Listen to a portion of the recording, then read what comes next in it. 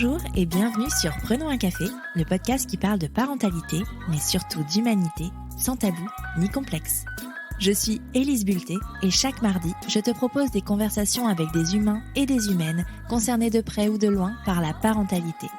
Nous échangeons sur des sujets importants de société, souvent éloignés des contes de fées, mais toujours criants d'actualité. Qui, parmi vous, a réellement pensé la parentalité à venir au sein de son couple ? Avez-vous questionné la place de chacun et chacune au sein du foyer ? Ou vous êtes-vous laissé porter par le schéma classique « papa travaille et maman reste à la maison » ? Qui s'occupe des enfants ? C'est la question que pose mon invitée du jour, Sophie Adriaensen, dans son essai paru en septembre 2023 aux éditions Les Pérégrines, qui est une pépite et que je te conseille de lire dès que possible. Mais avant de te précipiter en librairie, je te propose d'écouter ma conversation avec Sophie. Nous revenons sur son désir d'enfant, sur sa façon d'envisager la famille avant de la fonder et sur l'organisation qui régit son foyer. Sophie nous parle des choix qu'elle a faits avec son conjoint pour l'équilibre de leur famille, mais aussi pour la santé mentale de chacun et chacune. Tu pensais être seule à galérer ? Mets tes écouteurs et prenons un café. Bonjour Sophie. Bonjour Élise. Bienvenue dans Prenons un café, je suis ravie de te recevoir. Je suis ravie d'être là. Pour les auditeurs et auditrices qui ne te connaissent pas, est-ce que tu peux te présenter en quelques mots s'il te plaît ? Oui, je suis Sophie Adriaensen, je suis écrivaine, romancière, scénariste, autrice de livres pour les enfants et depuis cette rentrée, essayiste également. J'ai écrit à peu près 75 ouvrages, surtout pour la jeunesse, mais aussi pour les plus grands. C'est une belle collection, une belle performance. C'est fou, ça est écrit depuis combien de temps ? Alors depuis presque toujours, mais je suis publiée depuis une quinzaine d'années. Ouais, donc tu enchaînes quand même pas mal les publications, c'est chouette. Oui, les publications jeunesse notamment sont pas soumises aux mêmes contraintes de rythme qu'en littérature générale. Et puis quand il y a des séries par exemple, il peut facilement y avoir plusieurs titres qui sortent la même année. Alors moi, Sophie, je vais te poser la question traditionnelle de Prenons un café, à savoir, est-ce que tu as toujours désiré être mère ? Alors, je vais te faire une réponse de Normande, même si je suis bretonne. Oui et non, c'est-à-dire qu'il y a eu le début de ma vie où j'ai pas pensé qu'une autre possibilité existait, parce que je n'imaginais que la stricte reproduction du modèle qui s'offrait à moi. Et donc, mes parents avaient eu 2 enfants. Et avec une forme de parentalité intensive pour ma mère, puisqu'elle était devenue mère au foyer, alors qu'elle était pharmacienne précédemment. Et à ma naissance, elle a arrêté de travailler pour se consacrer à mon éducation, puis aussi à celle de ma sœur. Donc voilà, intensivité de la parentalité. Ensuite, je me suis dit que ça n'était pas obligatoire, qu'il y avait d'autres possibilités. Et enfin, j'ai eu envie, moi, d'être mère. J'ai essayé, ça n'a pas fonctionné. Je suis passée par la case PMA. Ça a été une des raisons qui m'ont coûté le couple que je formais à l'époque. Et enfin, j'ai rencontré celui qui est devenu mon mari, avec qui j'ai eu 2 enfants. Je suis mère de 2 garçons. C'est riche comme parcours, cette influence du schéma familial duquel tu es issue. Et à un moment, ce passage finalement complètement en opposition avec ça, de l'aliénation, entre guillemets, mais c'est quand même ça, de ta maman dans ce rôle maternel, à ton opposition en disant « non, en fait, c'est pas utile, c'est pas nécessaire ». À quel moment de ta vie tu as eu justement cette opposition de te dire non, je ne voudrais pas être mère, c'est pas il n'y a pas que ça dans la vie et c'est pas nécessaire à 100%. Alors déjà, je suis quelqu'un qui me suis beaucoup construite contre le modèle parental. Donc il y avait aussi un rejet des choix qui ont été faits par mes parents. Et puis, j'ai découvert, alors d'abord le monde du travail, le monde de l'entreprise. Et puis ensuite, j'ai aussi découvert ce que je voulais vraiment faire de ma vie, à savoir écrire à temps plein, parce que j'ai publié mes 2 premiers livres en étant salariée. J'étais dans la finance avant. Et donc, je m'étais dit que la parentalité passant par la case PMA était extrêmement complexe à concilier avec le salariat. Enfin, globalement, si tu fais de la PMA, il faut mettre au courant ton employeur et je me disais là, on touche à un truc très intime. Et puis, par rapport à ma profession artistique, en fait, je me suis dit que ça me remplissait tellement que j'étais pas sûre d'avoir encore de la place. Il y a un côté hyper égoïste, en fait, dans ce choix de profession et de carrière. J'étais pas sûre d'avoir de la place pour de la disponibilité pour quelqu'un d'autre. Il y avait ça aussi. Et tout ça a été rattrapé et balayé par un espèce de truc un peu animal qui doit correspondre aussi à un instinct peut-être de reproduction qui s'est imposé à moi quand j'ai rencontré l'homme avec qui j'ai fait mes enfants. Parce que avant ça, parce que tu as déjà eu un passage quand même avec donc ton ancien conjoint où la question s'était posée, ces tentatives-là, ces besoins-là d'avoir des enfants à ce moment-là qui ne s'est pas concrétisé, c'était de l'ordre du désir ou de l'ordre de la convention selon toi ? Je pense que je cherchais à répondre à des injonctions qui étaient multiples et il y avait une injonction très forte au sein de ma famille, au sein de nos familles en fait, de la part de nos mères qui voulaient devenir grand-mère. Et puis aussi une injonction forte de la part de mon conjoint qui rêvait de devenir père. Et donc, je n'avais plus de place, moi, par rapport à ces injonctions, pour me demander vraiment ce que je souhaitais. Et quand ces injonctions ont été vraiment proéminentes, je me suis dit, on y va, en fait, on essaye ça. Et c'est quand ça n'a pas marché, que mon couple a volé en éclats, que je me suis dit, je n'ai jamais pris vraiment le temps de me demander comment je me positionnais par rapport à ces injonctions-là. Ok. Et donc, tu rencontres ton conjoint actuel, le papa de tes enfants. Et là, qu'est-ce qui se passe en toi ? Enfin, c'est un instinct, tu parles d'instinct, c'est quelque chose qui devient plus fort que tout, ce désir-là, ou ça reste rationalisé avec ta vie professionnelle, ta vie de femme. Comment il se situe ce désir-là ? Alors, c'est rationalisé par une chose, c'est-à-dire que cet homme, quand je le rencontre, il est déjà père. Il a déjà 2 enfants qui sont ados. Et j'ai bien compris, en voyant autour de moi les amis qui devenaient parents, j'ai bien compris qu'il y a un changement qui est colossal avec l'arrivée des enfants. Et j'ai bien pris conscience qu'on ne se connaît pas en tant que parent tant qu'on n'a pas d'enfants. Or, lui, il part avec un avantage non négligeable, c'est qu'il est déjà père et que je le vois père. Même s'il n'a pas ses enfants à temps plein, je vois comment il est quand il est avec ses enfants, je vois comment il est quand il est sans ses enfants, la différence. Je vois comment ses enfants ont été élevés jusque-là.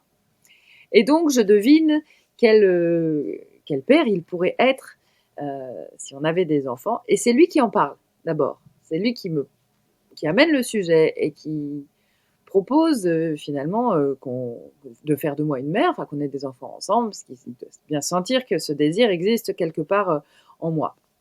Donc, à partir du moment où moi je me suis dit on y va, c'est tellement évident que, pour te dire, j'ai été enceinte au cycle où je l'ai décidé et ça me paraissait tellement surnaturel après avoir fait de la PMA que je m'en suis pas rendu compte tout de suite pendant plusieurs semaines, tellement ça n'était pas dans les options envisagées.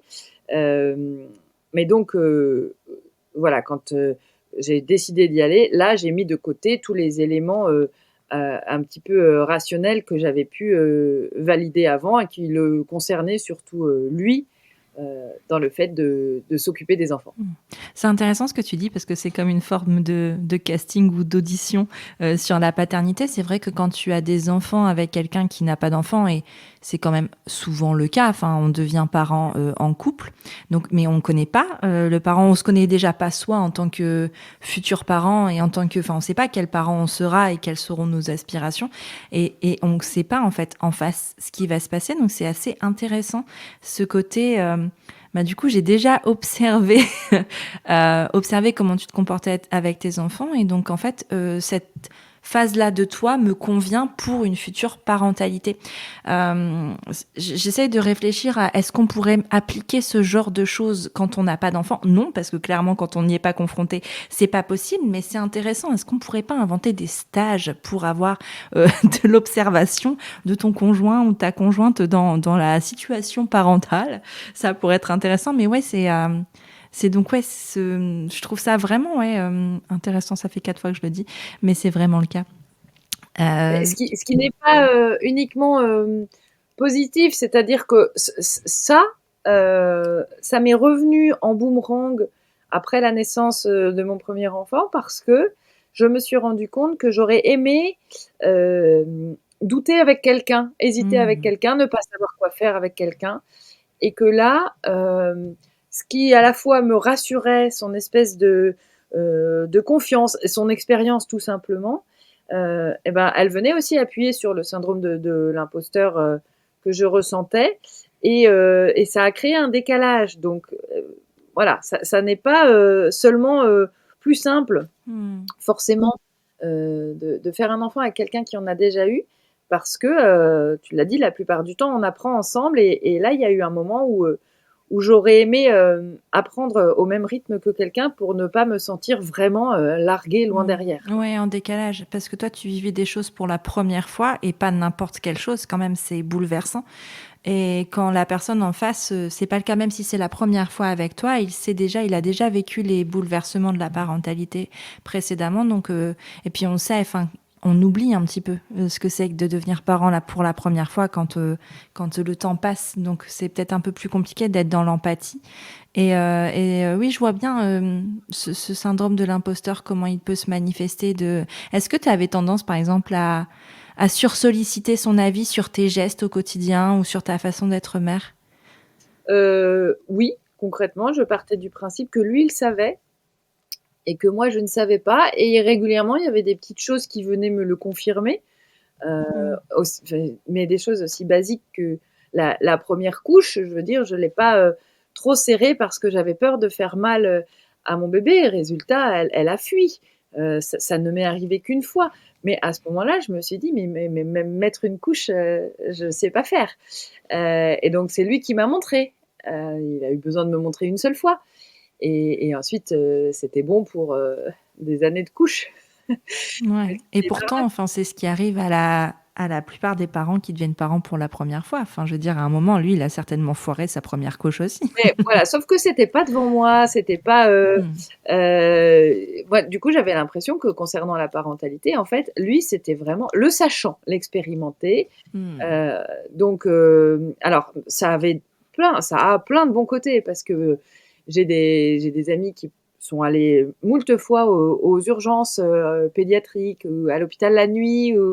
Ça ne m'est jamais arrivé. Je touche du bois parce que lui avait expérimenté plein de cas de maladie avec ses deux premiers enfants. Et donc, il connaissait les gestes, alors qu'il n'a pas du tout fait d'études de médecine. Donc, il nous a évité enfin voilà, vraiment des moments où moi j'aurais eu peur.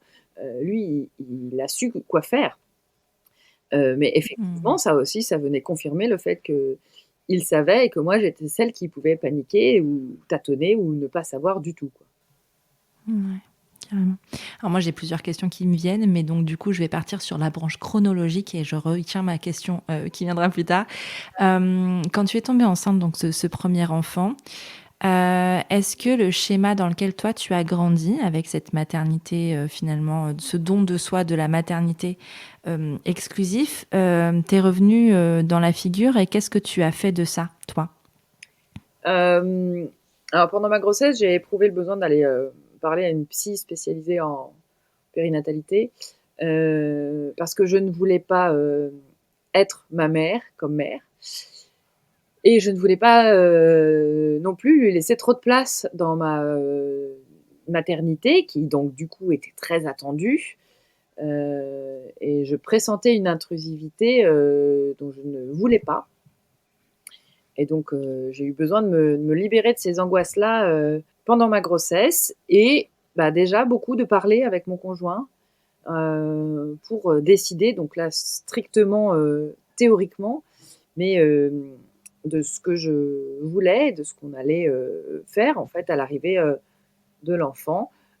Parler pour être sûr aussi qu'on allait pouvoir faire les choses à notre manière et donc laisser le moins possible nos familles intervenir d'une manière ou d'une autre là-dedans. Et ça m'a fait du bien de pouvoir l'exprimer à ce moment-là. C'était une angoisse forte. Et comme c'était exprimé, ça a été plus facile à concrétiser à la naissance. Et est-ce que justement tes craintes se sont concrétisées finalement? Est-ce que tu as eu t'as ressenti cette espèce d'intrusion, ou alors t'as justement, cette thérapie t'a permis à un moment de mettre les distances et de poser les mots et de mettre les limites autour de toi?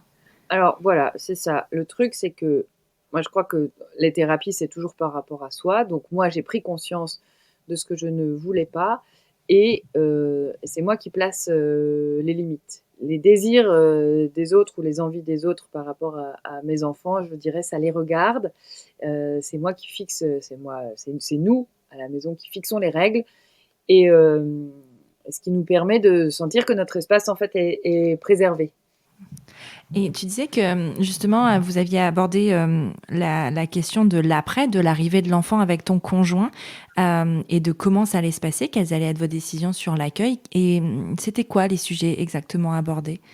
C'était des choses très factuelles sur le mode de garde, par exemple, qu'on souhaitait collectif, sur la conciliation du travail et de la parentalité, sur le fait de continuer d'avoir une vie sociale avec l'enfant, de l'emmener avec nous, de ne pas s'interdire de partir en week-end ou en vacances. Par exemple, pendant ma grossesse, j'ai été invitée à intervenir dans 2 établissements français du Texas pour la francophonie.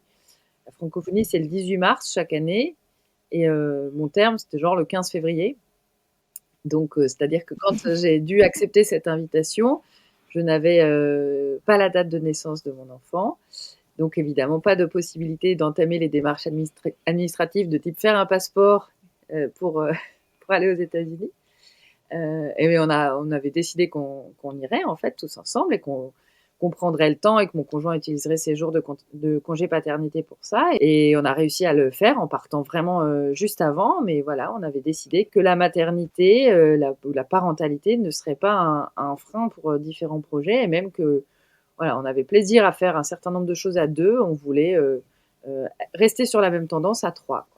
C'est marrant parce que tu vois, moi j'essaye de me projeter, et là vraiment c'est personnel, hein, mais à un mois postpartum, genre voyager, c'est un truc physiquement, ça aurait été compliqué.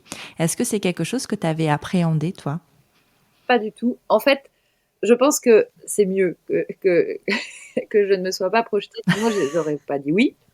Quand je revois des photos, donc oui, on est parti, l'enfant avait 4 semaines. Je revois des photos qui ont été prises dans les établissements. J'ai un ventre de grossesse encore.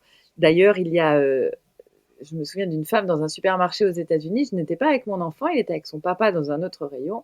Et la femme m'a félicitée pour ma grossesse en me demandant quand j'allais accoucher, alors que l'enfant était sorti depuis plus d'un mois. Donc physiquement, j'étais pas du tout remise et puis j'avais accouché par césarienne, donc il y avait eu, pas pu me remettre en mouvement trop vite. Je n'avais le droit de rien porter encore à part mon enfant, donc bien sûr pas les bagages pour partir 2 semaines à l'autre bout du monde. Après, le truc, c'est que notre enfant ne faisait pas ses nuits. Alors du coup, on ne s'est pas du tout rendu compte du décalage horaire.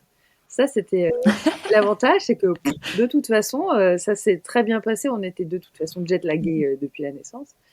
Et on a continué à ce niveau-là. C'était top. Et puis même un long voyage en avion avec un nouveau-né, finalement, c'est plus facile qu'avec des enfants de 2 ou 4 ans qui ont besoin qu'on les occupe. Là, entre les biberons et le personnel absolument aux petits soins et les gens qui s'en vont, qui s'écartent parce qu'ils ont peur que l'enfant pleure, ce qui n'a pas du tout été le cas, on était plutôt dans de bonnes conditions pour voyager. Donc, en fait, je bénis une espèce d'inconscience qui m'a fait accepter cette invitation sans savoir du tout à quoi ça allait ressembler au niveau du postpartum. Parce que si j'avais réfléchi, je pense que j'aurais dit non. Le seul truc, c'est que je l'allaitais et quelques jours avant, j'ai dit j'ai verbalisé le fait que ça me je voyais que ça allait être très contraignant. J'allaitais en tirant mon lait et heu et je voyais la Mmh. logistique du tire-lait, là-bas et en fait, j'ai dit à mon conjoint: «Là, ça je sens que ça me saoule, que j'en ai marre» et à partir du moment où je l'ai verbalisé, en fait, j'ai très vite arrêté de produire du lait. Heu, Mmh. voilà, donc il y a quand même voilà, ce voyage a eu cette conséquence-là de mettre fin à l'allaitement qui n'était, de toute façon, plus un moment de contact, c'était toujours mon lait, mais on était passé quasiment exclusivement au tire-lait, donc c'était moins difficile, à cesser, j'imagine, que si ça avait été un moment, particulier entre mon bébé et moi. Est-ce que pour toi, c'était évident que tu aurais plusieurs enfants? Alors, oui, parce qu'en fait, je ne trouvais pas ça cool pour, mon enfant d'être enfant unique. Et pour le OK. coup, l'existence, des 2 grands frères, beaucoup plus grands et ne vivant pas avec nous, paraissait pas jouer suffisamment le rôle de compagnie, d'équilibre même, entre les parents, et les enfants. Donc, je me disais qu'il faudrait pas laisser cet enfant, tout seul. Je m'étais jamais vue avec un seul enfant tu vois? C'était plutôt soit pas, soit, au moins 2 quoi. OK, et donc vous avez décidé de faire, un deuxième enfant assez rapidement justement? Est-ce que juste l'écart d'âge était une vraie question pour avoir cet effet, fratrie compagnie? Alors en fait, moi après la naissance, j'ai fait une dépression du postpartum, non Mmh. diagnostiquée. Hem, Ce qui, m'a laissé penser en fait que, je ne serais pas capable d'avoir un autre enfant. Hem et puis on a fini heureusement par, en parler, heu, avec mon conjoint et quand, notre aîné avait, presque, 3 ans. Et là, on a décidé de faire un autre enfant et pareil, je suis tombée enceinte, j'ai fait une fausse couche, mais je suis tombée enceinte 2 semaines après ma fausse couche. Je ne savais même pas que c'était possible, ça pareil. Donc je m'en suis pas rendu Mmh. compte tout de suite non plus.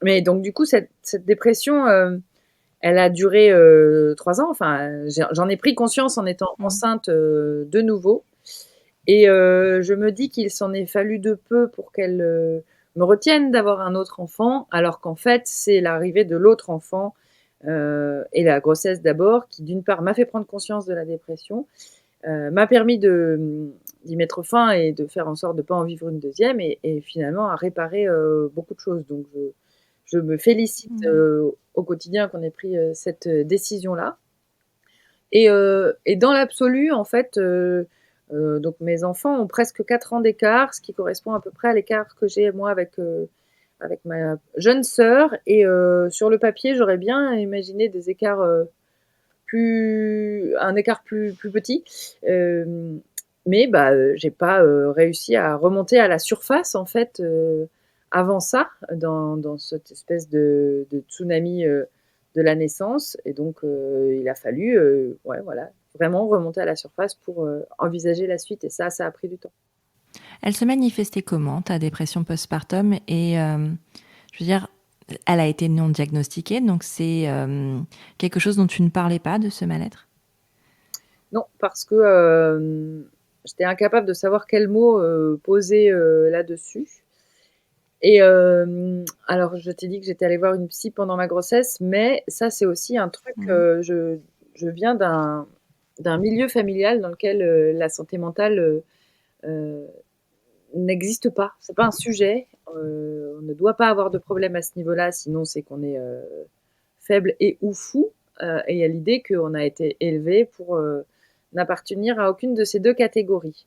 Hem, donc c'est aussi, moi je me suis affranchie de mon modèle d'éducation par rapport à ça.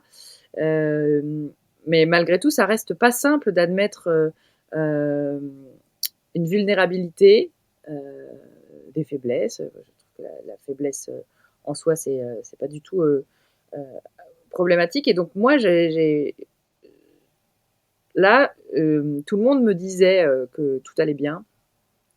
Hem, J'avais un bébé en bonne santé, j'étais factuellement en bonne santé.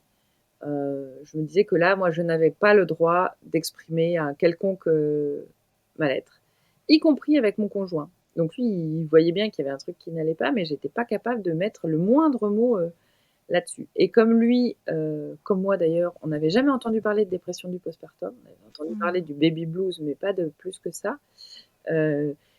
On était en incapacité, moi de demander de l'aide, lui de m'en proposer vis-à-vis d'un tiers, parce que c'était un truc qui n'existait pas, quoi.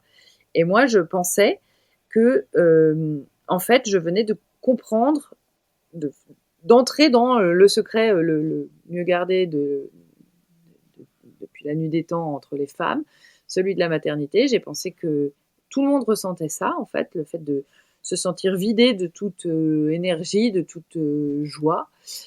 Donc j'étais là, présente, mais mentalement complètement absente. Il m'est arrivé de me dire aussi que je pourrais vraiment disparaître et que ça ne changerait rien à la bonne entente qu'il y avait entre mon bébé et son père. Et j'ai cru que vraiment, il n'y avait rien à dire parce que c'était ce que toutes les mères faisaient, sourire pour la photo, avoir un bébé qui va bien et puis n'avoir plus goût à rien, quoi. C'est en étant enceinte de nouveau et en sentant l'énergie revenir que je me suis dit: «Mais non, mais ce que j'ai vécu n'était pas, normal, en tout cas pas définitif. Ça doit porter un nom». J'ai cherché le nom que ça pouvait porter et ensuite j'ai sorti le haut-parleur pour dire autour de moi, il va falloir m'aider pour que ça ne se reproduise pas, quoi. Carrément. Tu as un métier quand même qui t'impose entre guillemets, hein, vraiment, c'est parce que je trouve pas l'autre mot, mais qui en tout cas sort de tes tripes, qui est assez créatif. Est-ce que cette dépression postpartum-là, alors qu'il y avait pas les mots dessus, s'est ressentie dans ton travail à ce moment-là? Dès que je suis sortie de la maternité, au bout de quelques jours, je me suis remise à l'ordi. J'ai écrit un roman qui s'appelle Linea nigra, du nom de cette ligne brune qu'une femme sur 2 a à la verticale du ventre pendant sa grossesse, que moi j'ai eue pendant mes grossesses.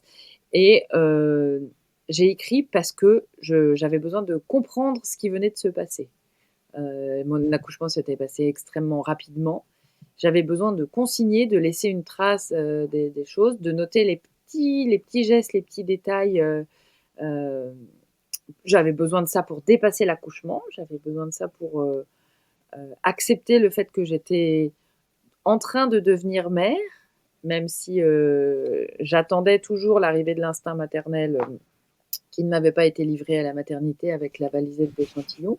Donc là, clairement, écrire, c'était à ce moment-là, je vais employer un mot fort, mais je l'ai ressenti comme ça. Écrire, c'était pour survivre à ce moment-là, ce livre-là, au sortir de la maternité.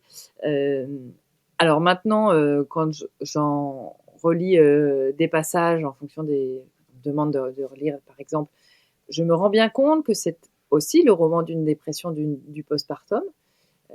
Mais évidemment, à ce moment-là, comme ça n'était pas du tout identifié, j'ai quand même mis beaucoup de lumière dans ce texte, mais il y en a finalement plus dans le texte qu'il n'y en avait en moi à ce moment-là.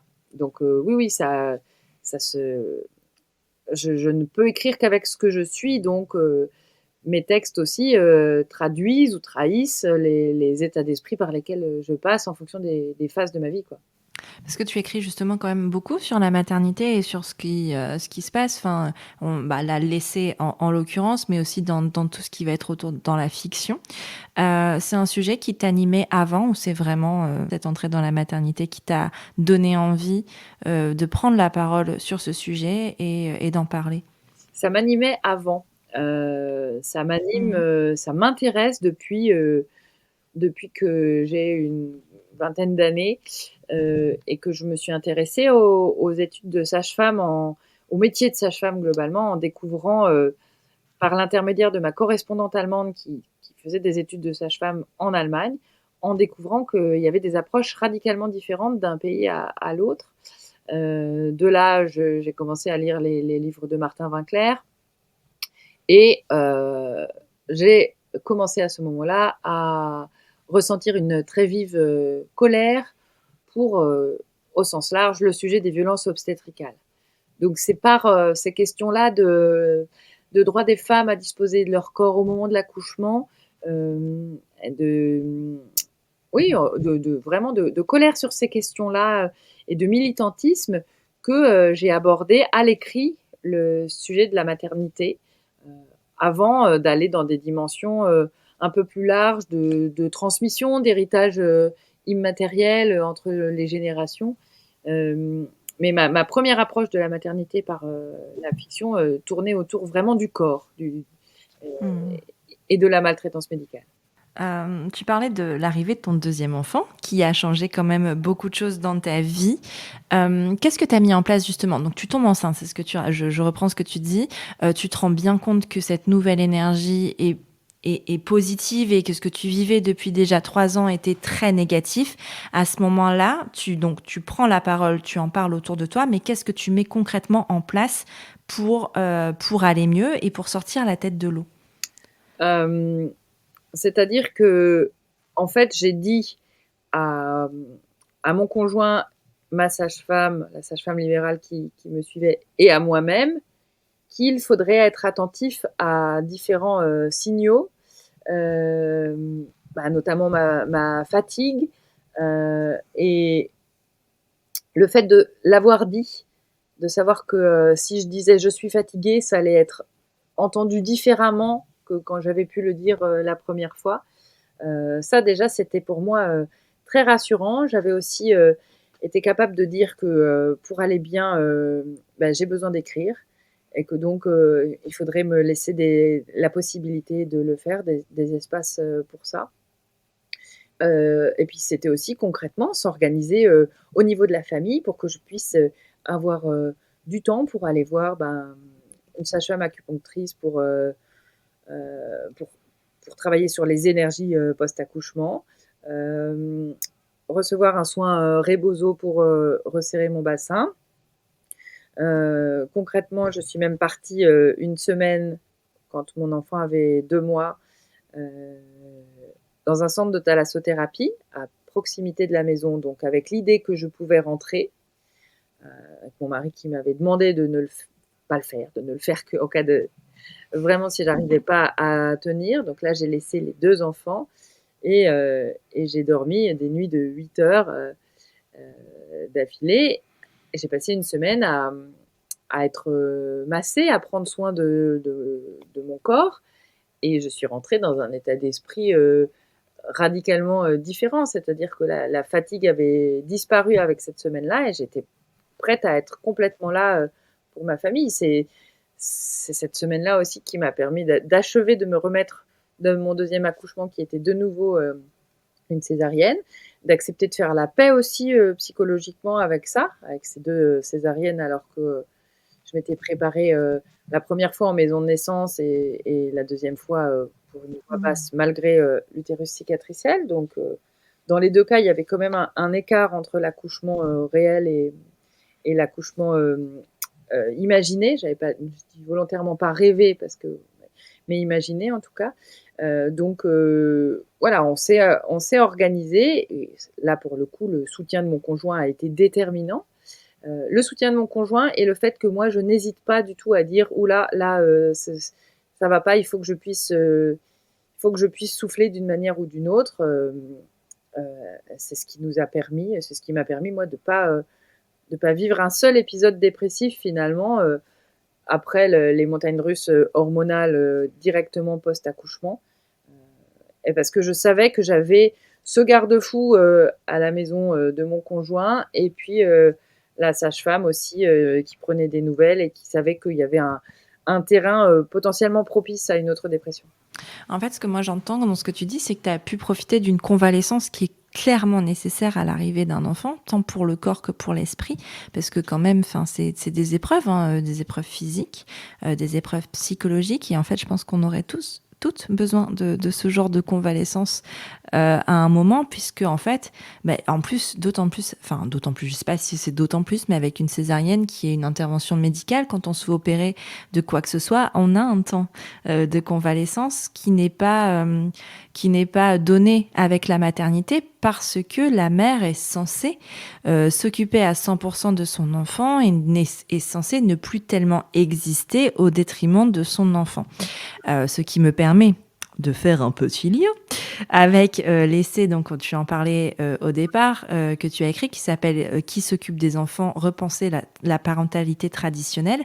Quand tu parles de parentalité traditionnelle, qu'est-ce que ça veut dire ? Alors je voudrais juste faire un tout petit rebond sur, ce qu'on s'est dit juste avant, Fais donc. parce que cette convalescence, je suis tout à fait d'accord avec toi. Alors, c'est quand même un privilège immense parce que, Mmh. partir une semaine, ça veut dire, avoir les moyens. Voilà, je Mmh. me suis payée ma semaine de thalasso, mais j'avais aussi les moyens financiers, mais aussi les moyens effectivement logistiques qu'à la maison, mon conjoint puisse s'occuper de deux enfants avec deux rythmes différents, un nourrisson, un qui était à l'école, etc. Donc ça, je suis d'accord qu'il faudrait le permettre à tout le monde. Il y a plein de familles qui ont des problématiques d'organisation qui ne permettent même pas de l'envisager. Donc là, je suis bien consciente que c'est un vrai privilège. Euh, Ensuite, concernant la parentalité traditionnelle, eh ben, c'est le modèle pour lequel les gens manifestent dans la rue, un papa, une maman et des enfants, avec des rôles dans ces cas-là très, très biaisés par le genre. Et par exemple, le papa qui va travailler et la maman qui reste à la maison pour s'occuper des enfants ou qui réduit par exemple son temps de travail pour s'en occuper principalement. Ça, c'est quand même le modèle de parentalité le plus classique. Et c'est ça que je propose de repenser. Donc, j'ai décidé de passer en revue toutes les composantes de la parentalité, de les passer au prisme du genre et de voir ce qu'il y a dans ce qui est actuellement accompli par les mères, qui me demander si ça pourrait être accompli par les pères, si ça ne l'est pas déjà ailleurs géographiquement, ou si ça ne l'a pas été ailleurs dans le temps, et de voir ce qui est possible, non pas pour dire il faut changer tout, mais pour que quand on fait les choses qu'on fait au sein de sa famille, on les fasse en conscience, en sachant quelles sont les options possibles et que les choix soient faits de façon éclairée. Quel a été le point de départ de cette réflexion-là? Pourquoi tu as eu envie de repenser justement les modèles traditionnels, enfin, en tout cas traditionnels dans un monde occidental et là où on vit nous? En fait, quand on a eu notre deuxième enfant, on a décidé avec mon mari que moi je continuerais à travailler à temps plein et que lui deviendrait père au foyer à durée indéterminée. Ça Mmh. ne veut pas dire que c'est définitif, mais que en tout cas, tant que nos enfants seraient jeunes et auraient besoin de beaucoup d'attention et de présence, eh bien, ce serait son occupation à lui. Et en fait, ça marche très bien. Enfin, on est contents l'un et l'autre. On a vraiment décidé ça conjointement et on s'est rendu compte que ça suscitait beaucoup de questions, beaucoup d'interrogations, que ça se heurte parfois à différentes choses. Et c'est ça qui m'a donné envie de théoriser un peu en partant de mon expérience familiale personnelle. J'ai essayé d'ouvrir le spectre pour voir ce qu'il y a de vraiment compliqué dans le fait, pas forcément d'inverser les rôles, mais juste de faire autrement et de s'affranchir de ce modèle traditionnel. Qu'est-ce qui faisait réagir à l'annonce de ce choix de père au foyer? Finalement, qu'est-ce qui était le plus, enfin, qu'est-ce qui les trigger ces gens? Pourquoi ils réagissent? Alors en fait, on soupçonne mon conjoint euh, d'avoir choisi une solution ultra confortable où globalement il ne fait pas grand-chose de ses journées. Euh, et, euh, et moi, on me renvoie le fait que je devrais être plus présente auprès de mes enfants. Donc moi, je suis culpabilisée par la société au sens large, de choisir ma carrière plutôt que de la mettre en sommeil ou de la ralentir pour mes enfants. Et mon conjoint, lui, en fait, il souffre, je pense que je peux le dire comme ça, euh, d'occuper une fonction qui n'existe pas administrativement. C'est pas un métier, hein. Influenceur, c'est un métier, mais père au foyer ou mère au foyer, ça n'est pas un métier au regard de l'état civil. Donc un métier qui n'existe pas, qui n'est pas du tout valorisé, dont on a l'impression qu'il ne compte pas. C'est hyper ingrat parce que les tâches domestiques, globalement, on les remarque quand elles ne sont pas faites ou mal faites. Sinon, il y a énormément de travail invisible. Les femmes connaissent ça depuis des années et verbalisent en fait des revendications par rapport à ça depuis, en France, les années 70. Et lui, il découvre tout ça. Et alors, ce qu'on n'arrive déjà pas trop à entendre de la part d'une femme depuis plus de 50 ans, bah, on ne l'entend pas du tout de la part d'un homme. Et puis, on se dit que oui, que en fait, lui, c'est une planque, quoi. Une planque qui, en plus, pourrait lui ramollir le cerveau. C'est déjà arrivé, ce genre de questions. Et c'est arrivé aussi à d'autres pères que j'ai fait parler pour le livre qui s'occupe des enfants. Des gens qui s'inquiètent de la santé mentale de ceux qui restent avec des enfants, comme si c'était forcément, comme s'il y avait forcément moins d'émulation intellectuelle que de parler avec ses collègues à la machine à café, quoi. C'est marrant parce qu'on s'inquiète quand même pas de la santé mentale des femmes quand elles restent au foyer. Pourquoi on s'inquiète de celle des hommes? Mais en fait, c'est ça que je trouve, c'est même finalement assez injuste. Enfin bon, si les choses étaient justes, on le saurait, et puis il n'y aurait pas ni tous ces livres, ni tous ces podcasts. Mais en fait, le discours de l'épanouissement qui arrive aux femmes par la maternité, il est encore très présent. Et on n'arrive pas à concevoir qu'un père puisse s'épanouir dans la paternité. Je trouve ça assez fou.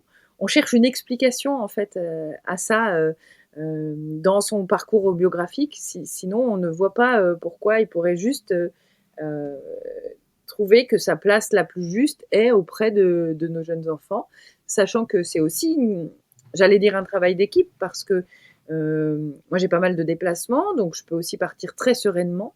C'est aussi à moi qu'il rend service, pas seulement aux enfants. Je veux dire, il s'occupe finalement aussi de moi en me permettant de travailler dans les meilleures conditions possibles. Mais bah, visiblement, ça ne passe pas pour quelque chose d'assez épanouissant. C'est comme si dans tout ça, il s'oubliait forcément, et je ne pense pas que ce soit le cas. Puis il y a peut-être aussi cette notion de c'est toi qui ramènes l'argent à la maison, du coup, et de, comment dire, émasculation finalement, parce que le rôle de l'homme serait d'aller à la chasse et de ramener le gibier pour nourrir son foyer, alors qu'en fait, dans ton modèle, c'est toi qui le fais. Qu'est-ce que tu as pu noter sur ce sujet-là? Alors ça m'a obligée à travailler sur le mythe de la virilité, qui donc est un mythe et donc peut être déconstruit puisqu'il a été construit. Moi, j'ai dû accepter que l'argent que je gagne, je le gagne comme je le gagne parce que effectivement, mon conjoint aussi me permet de le gagner, en me libérant du temps, par exemple. Ça veut dire aussi que voilà, il y a une vraie notion de partage. Là où j'ai été très surprise, c'est que il m'est beaucoup revenu le fait que l'admiration que d'autres femmes notamment portent à leur conjoint est quand même assez fortement connectée à leur identité professionnelle et donc à leur salaire. Moi, c'est pas mon cas. Mon admiration pour mon conjoint n'a pas bougé entre le moment où je l'ai rencontré, où il gagnait mieux sa vie que moi, et le moment où il s'occupe de nos enfants et que c'est moi qui gagne notre vie à tous. Mais ça, c'est vraiment assez général, parce que il y a aussi des chiffres, hein. J'ai trouvé des études qui prouvent qu'à partir du moment où dans un couple, l'homme, parce que en fait, dans 3 couples hétérosexuels sur 4, c'est l'homme qui gagne plus que la femme. Si les choses sont, si la femme gagne plus à la rencontre, c'est différent, dès le départ, je veux dire. Mais s'il y a un changement en cours de route pour le couple, ça pose des problèmes au couple. Alors, on se rend compte que les femmes systématiquement minimisent leur salaire, tandis que les hommes l'exagèrent. Et puis, encore plus prosaïquement, eh bien, les hommes vont chez le sexologue parce qu'ils ont des problèmes de puissance sexuelle. Et ça, les sexologues vraiment le confirment. Les hommes vivent mal le fait que leur conjointe se mette à gagner plus qu'eux, et ça se traduit très directement sous la couette. Mais parce que en fait, tout le monde est biberonné au mythe de la virilité, et qu'il y a l'idée qu'on n'est pas un homme si on gagne pas plein d'argent et si on paye pas l'addition au restaurant. À partir du moment où on se dit que c'est pas un souci, il y a beaucoup de choses qui peuvent être beaucoup plus faciles à vivre, me semble-t-il. Mmh. Puis, autour de la sexualité, il y a aussi cette vision très archaïque, hein, en fait, la femme doit se soumettre à l'homme et avoir ce droit de cuissage parce que l'homme vient, subvenir aux besoins et que finalement elle est là pour s'occuper des enfants, oui, s'occuper de la maison, mais aussi répondre à des besoins et vous le voyez pas, mais je mets des gros guillemets aux besoins sexuels qui n'existent pas, hein, mais qui doit être là pour subvenir aux besoins d'un homme qui a justement pas le choix puisque ce n'est qu'un homme qui doit répondre à ses désirs et à ses pulsions sexuelles. Et il y a cette image-là aussi de la femme qui a on parle de devoir conjugal, tu vois, et c'est encore dans les imaginaires collectifs, il y a encore beaucoup de femmes qui finalement se forcent dans la sexualité parce qu'elles pensent qu'elles doivent le faire, que c'est de leur devoir et que c'est ce dont on attend d'elles.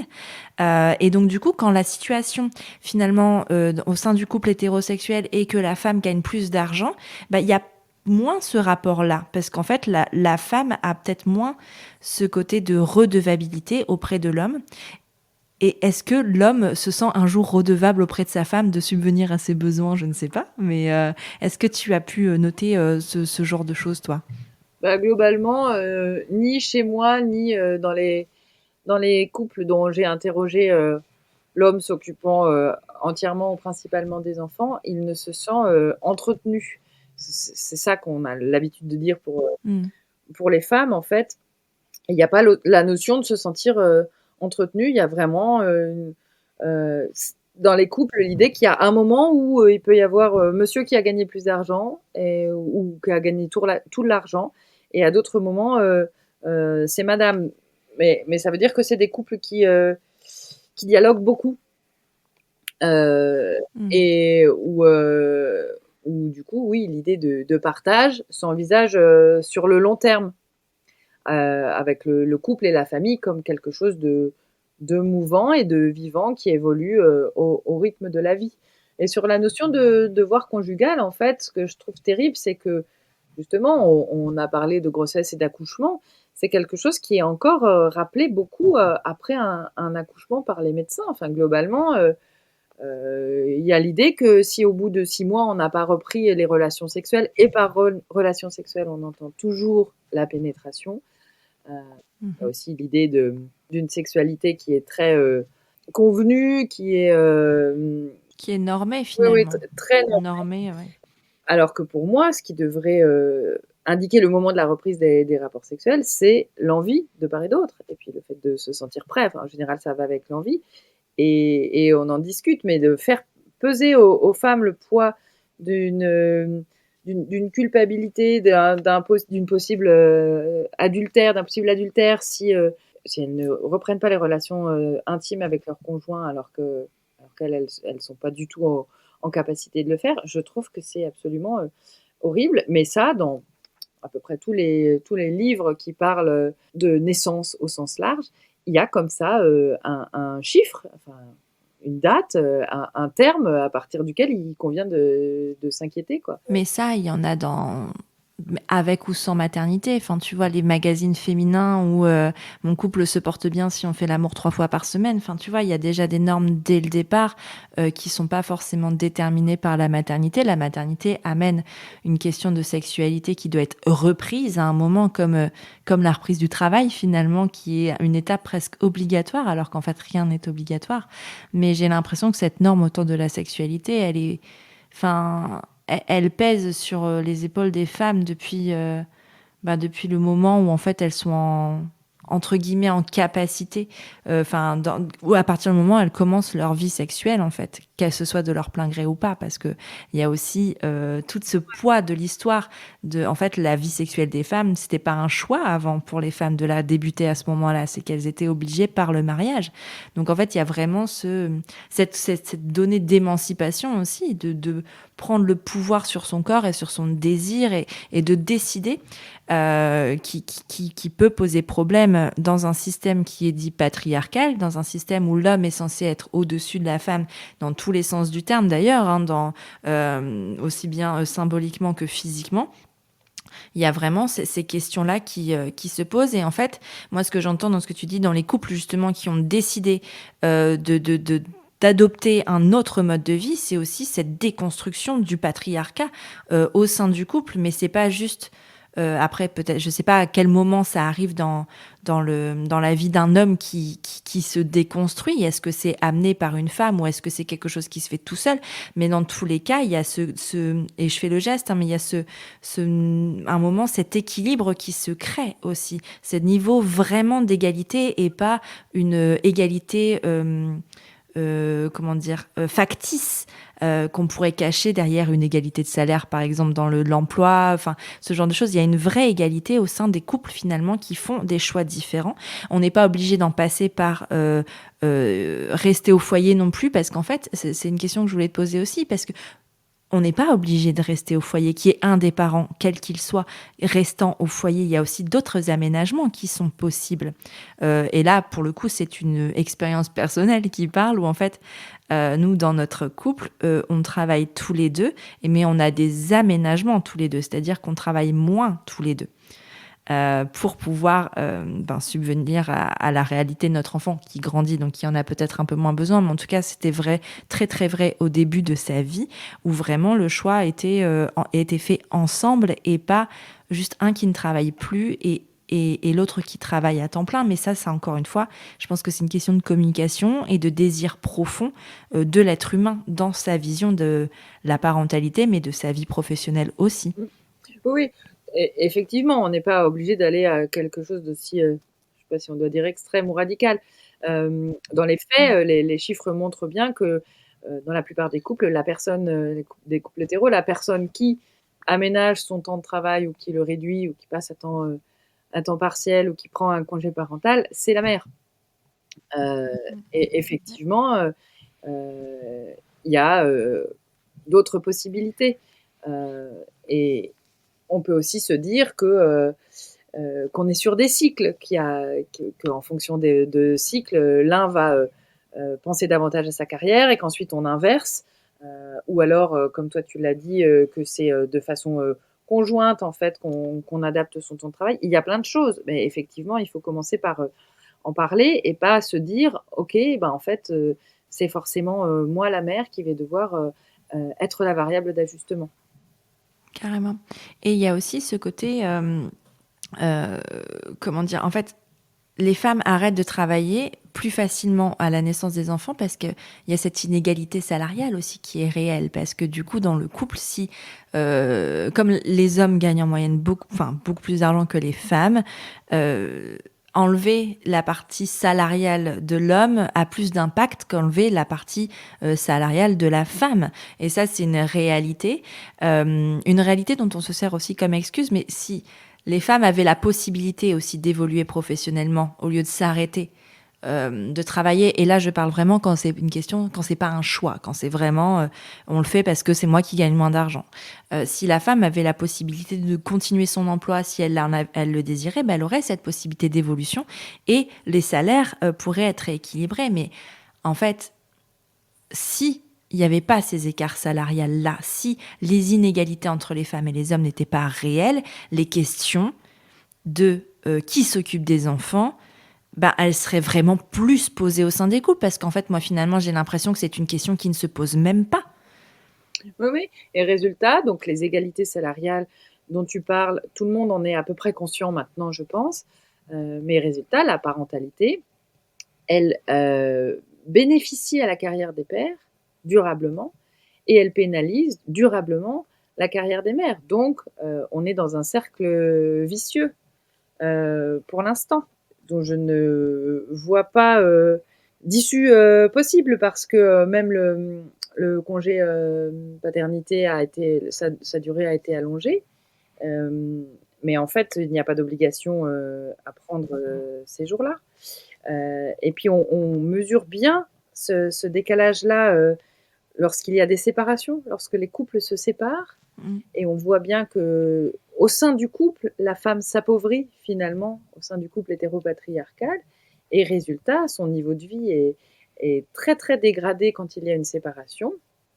Alors que globalement, pour l'homme, ça fait pas beaucoup de différence. Et l'homme très vite retrouve son niveau de vie de quand il était en couple, alors que la plupart des femmes mettent des années avant de le retrouver. Certaines ne le retrouvent jamais et certaines tombent dans une très, très grande, pauvreté. Hem, Oui, parce qu'en plus, elles deviennent mères célibataires puisque dans la séparation, le père ne fait toujours pas sa part non plus puisque c'est pas. Enfin, il y a, je sais pas, je sais pas si tu as les chiffres justement de tout ce qui est autour des gardes alternées, mais vraiment égalitaires dans les séparations. hem, non, je sais que, effectivement la garde est plus souvent, accordée, à la mère et globalement, il semble que, ça arrange tout le monde parce que les pères qui demandent la garde, généralement l'obtiennent. C'est-à-dire que ces hommes qu'on a vus, se grimper sur des grues, par exemple, en disant qu'ils étaient privés de la garde de leurs enfants, c'est généralement parce qu'il y avait une décision de justice les privant de cette garde-là. Donc il y avait une bonne raison que la garde ne leur soit pas confiée et c'est pas du tout des martyrs, de la situation. Donc globalement, oui, c'est les femmes, qui gardent les enfants et comme tu le disais, c'est aussi ce qui les pénalise. Hem Et puis quand il y a une séparation, on sait que, on a constaté que les femmes doivent racheter beaucoup plus de choses parce que, en couple, c'est pareil, les hommes n'achètent pas les mêmes choses. Les hommes vont faire des dépenses plus conséquentes pour des choses qui se voient, socialement. C'est ce que Titu Lecoq appelle la théorie du pot de yaourt et la mère achète ce qui est consommable, ce qui ne se voit pas, mais qui coûte, quand même de l'argent et donc, à la séparation, bah, elle doit racheter une machine à laver, une voiture, un ordinateur, des grosses choses avec lesquelles l'homme est parti parce que il y avait son nom sur les factures finalement. Et Évidemment. donc ça creuse encore plus l'écart entre les deux ménages qui sont issus du ménage qui a splitté, quoi. C'est vrai que la séparation est une vraie question parce que finalement, les femmes qui s'enferment dans des situations de précarité parce qu'elles arrêtent de travailler, parce que tout ça, en fait, n'osent plus partir au moment où elles en auraient besoin aussi. Et dans les cas de violence familiale, par exemple, de violence faite aux femmes, c'est dramatique, ce genre de situation. Bah oui, oui, la dépendance financière, effectivement, euh, et ben, fait le lit des violences conjugales dans les foyers où il y a ce terrain-là, évidemment. Ouais. Tes enfants ont quel âge, dis-moi? Ils ont 4 ans et 8 ans. Qu'est-ce que vous imaginez dans la suite de votre construction familiale? Est-ce que ton conjoint aurait envie de reprendre un travail ou pas? Et quelle est la trajectoire que vous envisagez? Je pense qu'à mesure que le temps va passer et que les enfants seront moins finalement demandeurs de présence, d'encadrement d'activité, ce genre de choses, euh, mon conjoint va reprendre une activité, mais qui ne sera pas forcément avant. Il dirigeait une entreprise de la communication. Il ne sera pas forcément dans le Ouais. même domaine. Je pense que l'enseignement principal de tout ça, c'est l'envie de transmettre et que c'est probablement dans cette direction-là qu'il se dirigera ou peut-être en restant auprès d'enfants d'ailleurs, ça j'en sais rien. En tout cas, c'est sûr que cette étape de parentalité avec beaucoup de présence le transforme et donc transforme aussi son rapport au travail. C'est-à-dire que s'il revient sur le marché du travail, il n'aura plus le même regard et donc il ne voudra plus faire les mêmes choses. Ça me paraît évident. Ouais. T'acceptes moins peut-être les contraintes d'horaire et mettre en priorité plus facilement ta vie de famille quand tu as vécu justement toute cette importance-là. Et mais c'est ce qui se ressent aussi de toute façon quand une personne au sein du couple de manière générale arrête de travailler à l'arrivée des enfants. Il est quand même assez fréquent finalement qu'il y ait un changement de carrière et un changement d'orientation, qu'on n'ait plus envie, qu'on soit une femme ou un homme hein, d'ailleurs, de ce qu'on avait avant parce qu'on a goûté à autre chose. C'est très très courant finalement. Oui, je pense que la parentalité, ça fait quand même partie des très grands chocs de chaque existence. Donc c'est assez logique qu'on en soit changé et pas incohérent que ça nous change dans notre rapport au travail, bien sûr. Carrément. Est-ce que tu vas continuer à écrire sur les sujets parentalité, maternité? Ben, il y a des jours où je me dis que j'ai abordé la question par tous les angles qui m'intéressaient et puis régulièrement en fait je me dis bah non mais j'ai encore des choses à dire donc J'aurais probablement encore des livres à écrire sur le sujet, aussi parce que je connais la prime enfance, mais je vais découvrir d'autres choses à mesure que mes enfants vont grandir. Et je vais me découvrir encore autrement comme mère d'enfants plus grands. Donc, c'est toujours l'encrier se remplit éternellement, finalement. Carrément, je pense qu'on en apprend. Ça, c'était une phrase de ma mère. On en apprend tous les jours et dans quelques domaines que ce soit. Et je pense que c'est vraiment vrai.